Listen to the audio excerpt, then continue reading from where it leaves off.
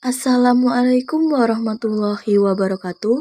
Perkenalkan, nama saya Talis Hidayatul Humah dari kelas 12 IPA 2. Di sini saya akan mempresentasikan hasil diskusi dari materi saya yang berjudulkan Pemberontakan Republik Maluku Selatan.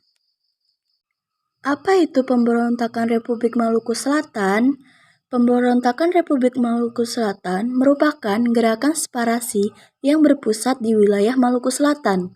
Maluku merupakan salah satu kota yang terkenal akan kekayaan rempahnya. Sebab itu, Maluku dijuluki sebagai Kepulauan Rempah.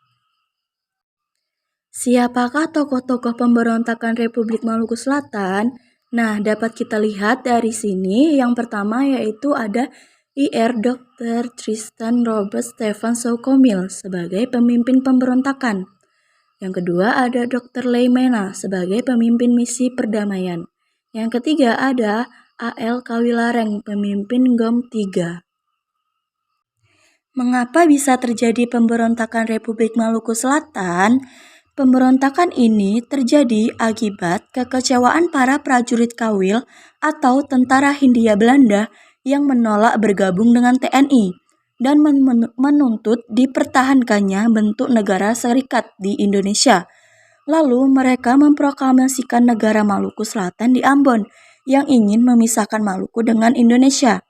Mamusa, salah satu tokoh RMS, menyebar semangat anti pemerintahan dengan menyebut bahwa orang Maluku tidak ingin dijajah oleh orang Indonesia.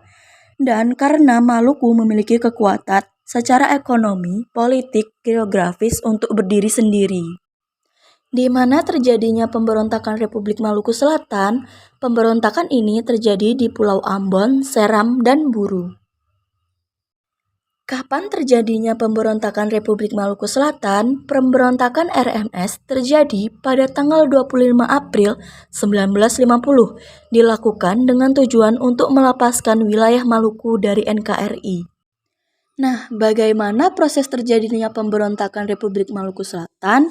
Ada dua cara. Yang pertama ada diplomasi, yaitu tindakan pertama yang dilakukan oleh pemerintah ialah mengirim Menteri Kesehatan Indonesia, Dr. Jenderal Leimena, untuk berdamai dengan RMS dan membujuk bergabung dengan NKRI. Akan tetapi ditolak oleh Soekomil.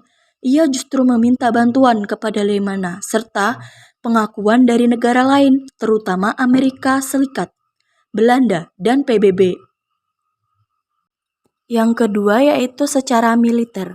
Setelah menolak permintaannya, akhirnya pemerintah Indonesia memutuskan untuk melakukan ekspedisi militer yang dipimpin oleh Kolonel A.E. Kawilarang.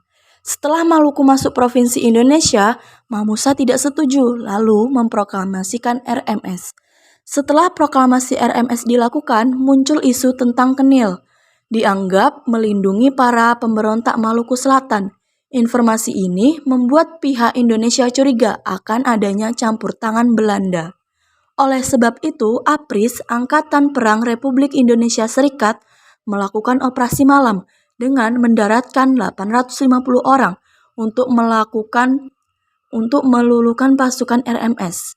Pasukan APRIS mendarat di 4 tempat, yaitu di Pulau Buru, Kai, Aru, dan Seram. Setelah wilayah RMS dikuasai, para menteri langsung dijatuhi hukuman 3-5 tahun penjara. Lalu, agar peristiwa RMS tidak terulang, pemerintah Republik Indonesia mengambil tindakan tegas dengan menghukum mati sia-sia pasukan RMS. Sekian hanya itu presentasi saya.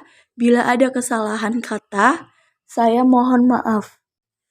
Semoga presentasi saya dapat bermanfaat bagi semuanya. Saya akhiri dengan wassalamualaikum warahmatullahi wabarakatuh.